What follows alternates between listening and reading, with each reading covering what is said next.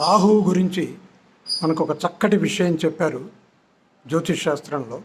రాహువు కనుక కన్య, వృశ్చికం, మీనం ఈ మూడు రాసుల్లో ఉన్నప్పుడు, లగ్నం ఏదైనా కానివ్వండి, ఈ మూడు రాసుల్లో ఉన్నప్పుడు మధ్య వయస్సులో అటువంటి జాతక చక్రాల వారు ఆర్థిక ఇబ్బందులు పడే అవకాశం ఉంది అని చెప్పారు.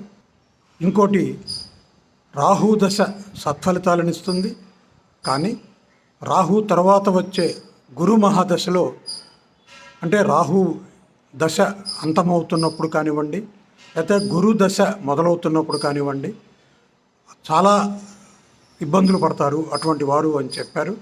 చాలామంది విషయాల్లో ఇది కరెక్ట్ అవుతున్నది. ముఖ్యంగా మకర లగ్నం వారికి చాలా కరెక్ట్ అవుతున్నది.